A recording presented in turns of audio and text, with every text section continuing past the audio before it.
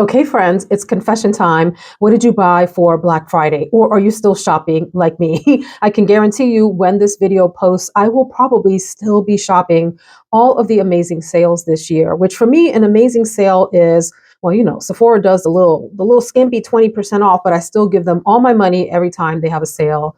For me, a great sale is 25% or more. And if we're talking about 40 and 50%, forget it. My wallet is in big trouble. If you shopped for fragrances, let us know below. What were you most excited to pick up? Okay. And if it's en route or if you have it in hand, let us know that too. In today's video, I wanted to share 10 beast mode fragrances for the winter. These are fragrances that when I think about cold weather, they come to mind. They perform well, they shine, they really do their thing in the cold weather. So, we got to give Oud Bouquet its props. I did not include it in the lineup because it's a given. That's one that comes up like in everybody's beast mode, super long lasting fragrance video. And I've talked about that before. So I'm going to give that one a break. And I hope I have what are 10. Well, one is not that unique, but I had to talk about it. 9 out of the 10 are maybe ones that don't get a whole ton of shine on YouTube. So first out of the chute here is one that I have given a lot of love to. And it is because I genuinely have a love affair with this and with its sister. They are like toe curlers for me. Like, woo! I love them so much. I think, in fact, I purchased these in the last Sephora sale last winter, if I remember correctly. This is from Commodity, and this is Milk Plus. I like the Expressive too. The Expressive has the white lettering, and then the Plus has the more sort of goldy, bronzy type of lettering.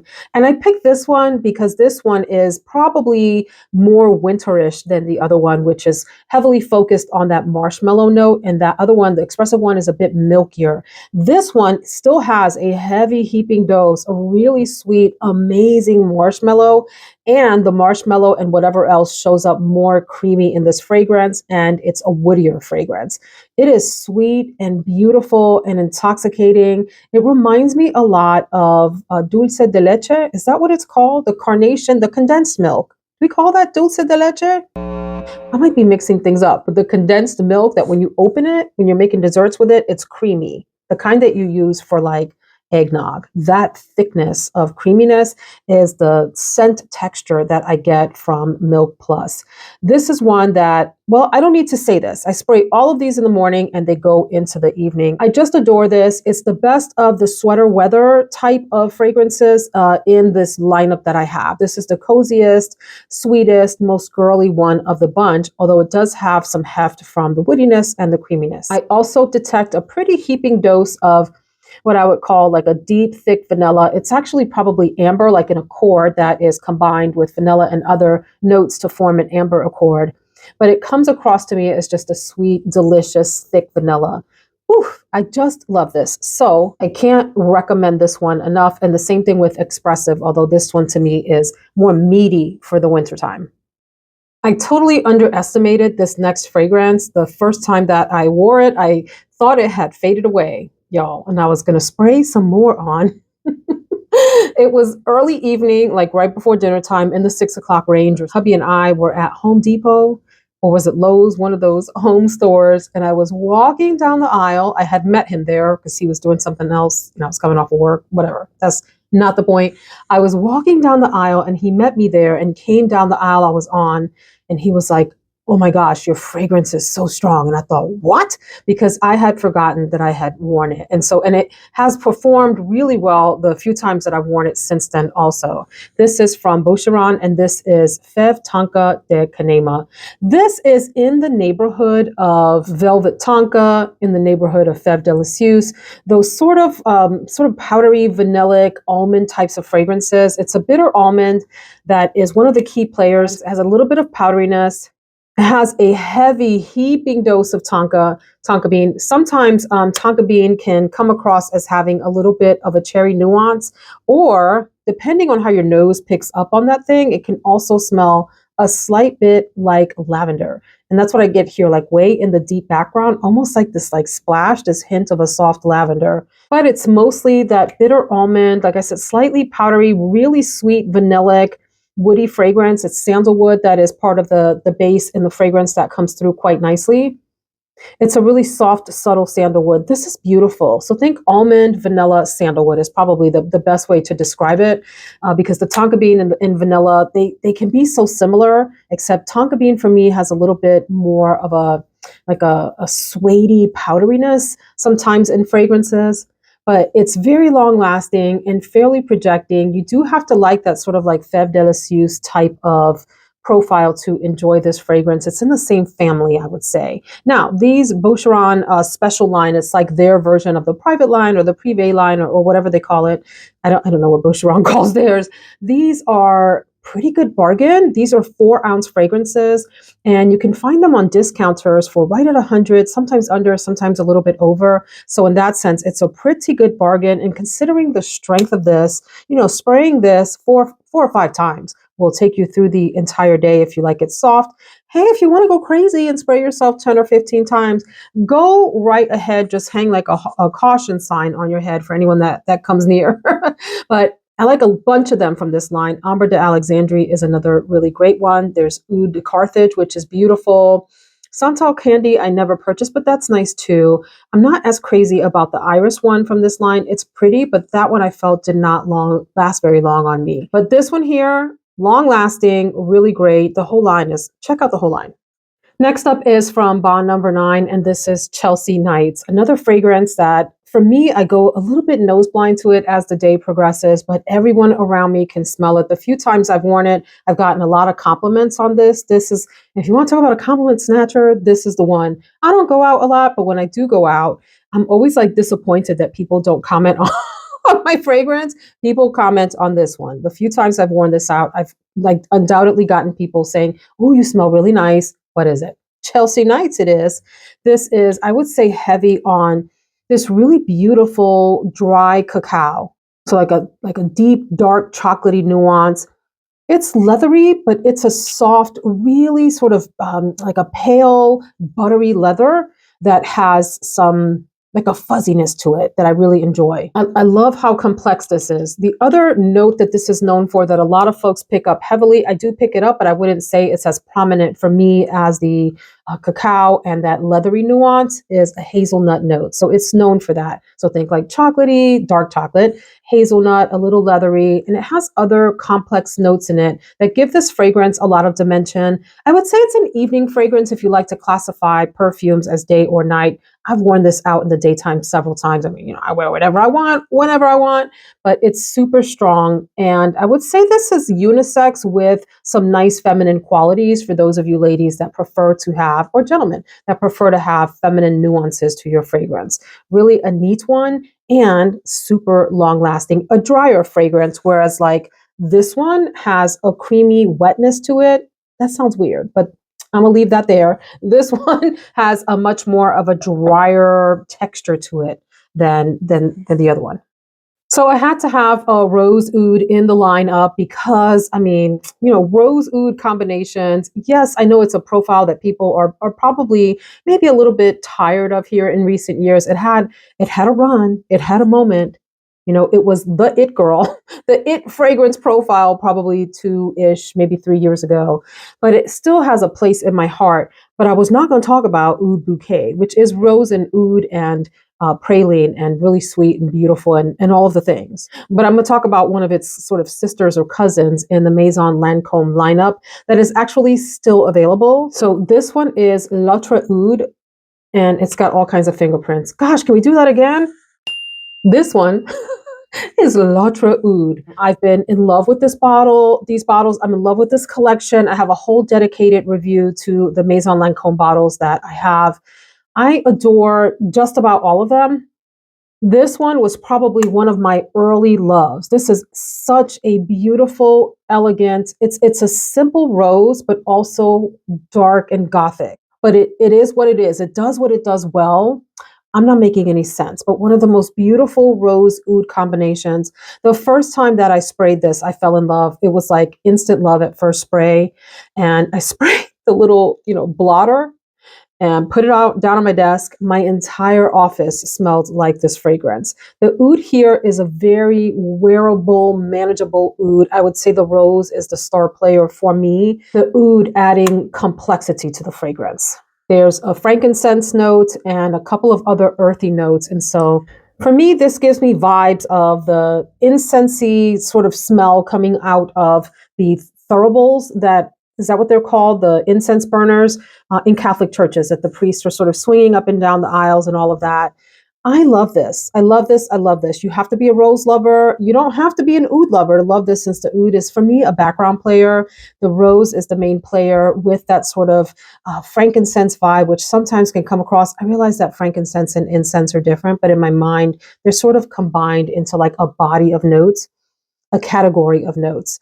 So anyway, church incense, friends, with rose and, like I said, oud as a background player. The bottles are beautiful. This is available on Neiman Marcus right now for $209 for the full 3.4 ounce bottle. And maybe at the time I'm posting this, there's a Neiman Marcus sale too, and you can get it for even less. Adore this. Lasts forever. Will fill up a room. A fragrance that really like defies description. This is so hard to describe because it's like all of the things. It's like one of those like kitchen sink fragrances that has so much going on that it's tough to give someone a picture of what it smells like. But it is undeniably a powerhouse. This is a monster of a fragrance. This is Amouage Overture. Wow. Even out of the nozzle, you're like, whoa. So on the opening of this fragrance, apple, beautiful, really nice apple note, some citrus, some other really complex, crazy stuff that's hard to describe that's going on. Like, you know, as soon as you spray this on that you are in for a ride of a time. It's like a roller coaster ride with this fragrance. It's going to be on you all day. So as it settles down, a lot more of the leather, the cinnamon, some spices come through. For me, this smells a little bit as it dries down like the inside of a wine barrel. If you've gone wine tasting or if you've done tours of wineries and you've had a chance to actually sniff the inside of an oak barrel that has had a really deep red wine, like think about like maybe a Bordeaux or even a Cabernet, and there's that resin that's left behind, the sort of gritty resin, the smell that has, the fruitiness of that. And so maybe that's the apple here that continues to play through the entire fragrance and then mix with some of the other notes as the fragrance develops on your skin, and it takes on this deeper, really like dark fruity aspect. But think of the inside of wine barrel, if you know what I mean. And then it just has this general booziness, like spirits. I believe it's a brandy note that's in the fragrance, and leather. And I love it. It is really good. Hubby goes crazy over this. He loves this on me, but he likes those really deep scents on me. This is intoxicating. It is weird. I will say this, if you are either newer to fragrances or if you like fragrances that are predictable, you know, you want a fruity floral, you want a floral or a fruity or, you know, a sweet fragrance or a gourmand fragrance or whatever, maybe this is not your zhuzh. But for those ladies out there and gentlemen, because this would smell really great on a guy too, that like a bold, maybe even bombastic fragrance with a heaping dose of character, this might be the loudest person in the room. You know what I mean? The person that's the life of the party, they're working all the corners of the room, they are charming, and they're making everyone laugh, and they're just leaving a great impression everywhere they go. This is that fragrance times 10. So anyway, bottle's beautiful too. Not for the faint of heart. You know, you got to really like a punchy fragrance with a lot of body, to get into this one. Are we sick of side effect from Initio yet? Because I'm not. I still think it has a beautiful place in winter lineups. This you can get from, by the way, oh my gosh, I always forget to tell you where you can shop my affiliate links. I'm so sorry. I'm so sorry. A lot of the ones that I've mentioned so far, you can actually find on Joma's shop, and there's a link below in the description box, and you can find them on sale. This one here, I believe I got on Joma's shop for under $150. Now, Amouage fragrances are in the mid 300s pretty much when they retail, so that was a great bargain. I don't think L'Autre Oud is on there. I got Chelsea Nights from Joma's shop for a good discount, probably under 200. I don't know if the commodity fragrances are on there, but this one is on Joma's shop, but wait till they do the sales for Initio. Sometimes they will have site-wide Initio sales for 40% off. And if you're interested in getting some Initio fragrances sooner, you can use my code Veronica20 at So Avant Garde for a discount. So this is another one of those sort of polarizing fragrances. People love it or they just can't get into it. I think it's beautiful, although you have to be in the mood for it. A lot of people call Side Effect a vanilla fragrance, which I find interesting. And I do think that in the deep dry down, you get a really nice, cozy, deep vanilla fragrance. Okay. But for the majority of it, in the opening and through the mid, and really through a good portion of that initial dry down, like in the beginning, as this opens, it hits you with this like cinnamon, leathery punch. I get a lot of like a leather nuance in the fragrance. A lot of people get rum in the fragrance and tobacco. And yes, those are notes in the fragrance. For me, I feel like this is a leather fragrance that evolves over time or changes or morphs over time. It opens with a heavy dose of cinnamon, vanilla, leather, and as it dries down, more of that rum starts to come through, or whatever the boozy note is in the fragrance. The vanilla stays throughout. That's like a constant player. The leather mellows out. The cinnamon sort of takes a back seat, although there's still hints of it that poke through. And then way deep in the dry down, you get the vanilla, this really nice tobacco. And the leather for me sort of stays throughout, although it's punchier in the beginning and in the mid. The cinnamon is punchier in the beginning and kind of starts to hide in the mid, and the vanilla becomes the star player deep into the dry down. Complex fragrance, definitely unisex, although some people find it really feminine and some people find it really masculine. I would say if it leaned one way or the other, for me, it leans a little bit masculine in the start, and then it gets a little bit more feminine as it dries down. Nonetheless, for me, this is super beast mode. Some people say they don't get a whole lot of longevity out of it. I cannot imagine how that is. If you're one of those people, just tell us in the comments. And let me know if you've had other people actually sniff on you, because we grow nose blind to things and don't really, like I said, with this one, right? And I don't really realize that other people can still smell me really strongly. Same with this fragrance. This one I can smell on myself all the way through the day, for sure. And the L'Autre Oud I can also smell deep into the day and all of that. This one I can smell deep into the day. I don't know what materials Initio uses in its fragrances that make them just go on and on and on. But yeah, I can smell this on my skin deep into the day. Now, y'all know I got like 10,486 Tiziana Terenzi fragrances. Love the house. And this one is on So Avant-Garde too for 20% off. And it shows up on Joma's shop too. So check either one and shop through wherever you feel comfortable shopping through, friends. This is, I'm going to call it Mirach, something. Gorgeous. Another rose oud. However, it is different from L'Autre Oud in that this one is, like I said, it leans more in that frankincense direction. And the rose in here and the oud, both of them together are just simple in a beautiful way. This is a very complicated fragrance. It has two different types of oud. It has saffron. It has benzoin, which gives it this balsamic, vanillic type of feeling, very thick. It has ambergris. It has other woody aspects. It has different types of roses in it. Some of y'all gonna think this stinks. I'm gonna just let you know. You're gonna spray this and go, woo, this is too strong for me. But for those of you out there that want that sort of olfactory punch and you want to be noticed, this is loud. This fills up a room. It lasts forever. Hubby loves this on me too. I mean, I wear this and he chases me around. It is beautiful. It's very Tiziana Terenzi in that it is, it's going to own the space. You know, folks are going to know you're wearing a loud fragrance and they might not want to be around you. I think it's beautiful. It is in a very elegant rose. Imagine if like Deluxe from Tiziana Terenzi, if you've tried that one, which I love, that is a much more soft, elegant fragrance. I mean, it has some loudness, but it's soft in terms of its impact on other people, its effect. This one is kind of a bully in the room. This one towers over folks. This is the bossy friend, okay? This is pushing people around in the room.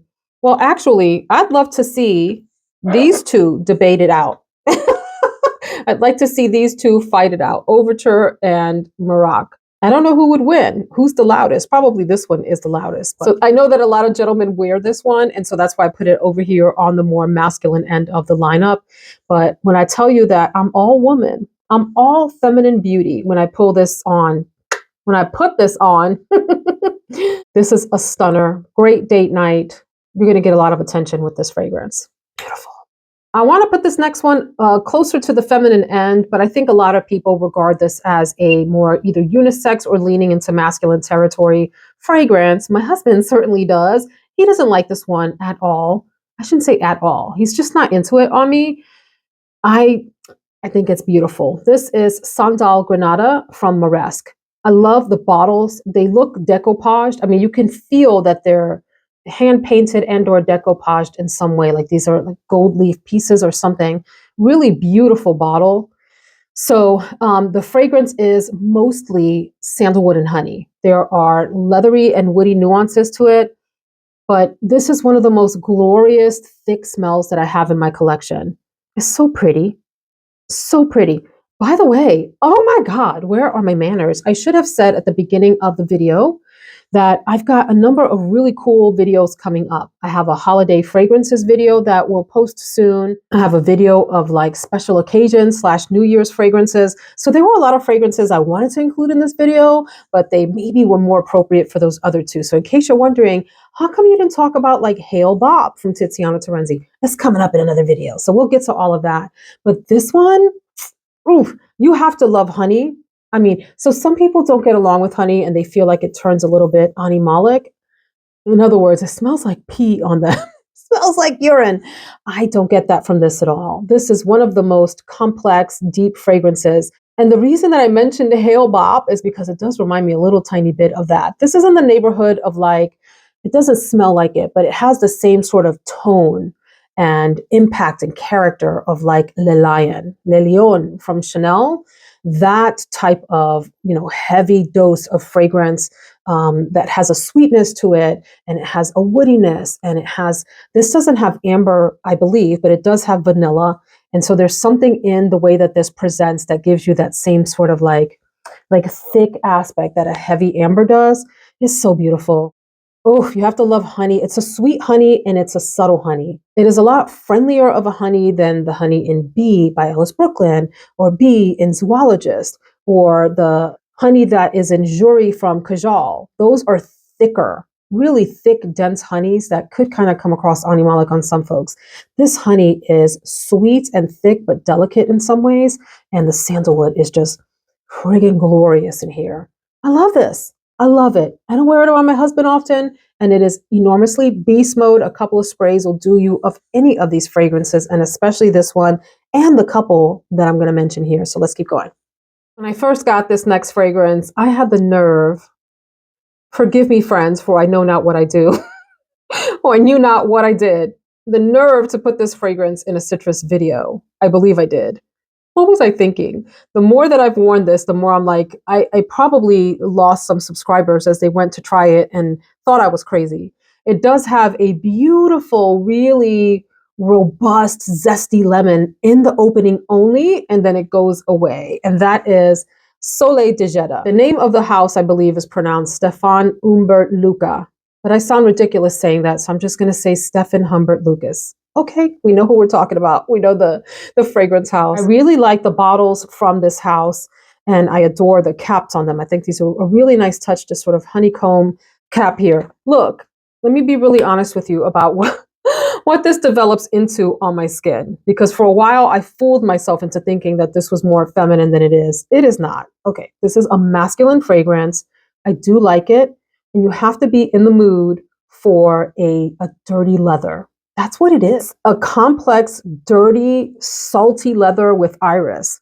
Doesn't that sound gross? But somehow I like it. I don't know that it's a fragrance that I love or that I reach for often. You really have to be in the mood. This is for the deepest of deep, cold winter days. Okay, this is like your frozen tundra types of fragrances when you are at 0 degrees or below. It is powerful, long lasting. A couple of sprays will hit you well. If you've tried Iris Leather from Theodoros Kalatinis, I'm trying to think, are there any other, some of those Prada leathery, powdery Iris ones, like in the male bottles, it's in sort of that vein. It is thick. Woo! It's thick. It's thick. I appreciate that there are some floral nuances. Like I said, the iris, there's a chamomile note, which shows up as a bit of like an earthy green, very faint, earthy green thing in here. Really complex, hard to describe, enormously long lasting, as are, by the way, most of the fragrances from this house. I have Venom Incarnate, I have a Mango Kiss, and those are like eternal fragrances. I am interested in Sandance. Have you tried that? Do let me know what you think about that. I think I'm interested in Pink Boa. I'm not sure. Let me know your thoughts. Let me know your thoughts. But this one, this is for those of you that are the boldest of the bold. Bold, bold, bold. This next fragrance, maybe I did it wrong by putting it here at the end as the most masculine. Now that I'm thinking about it, perhaps it should have gone before this one, and this one should have had the tail end of the video. The reviews for this are all over the place, and so I'm presenting it both to share with you what I consider to be one of the hidden beast mode fragrances in my collection, but also to get your thoughts on it, because I'm of mixed mind about it. This is from Kerosene, and this is Winter of 99. Love the name. Love the artistic intention behind this fragrance.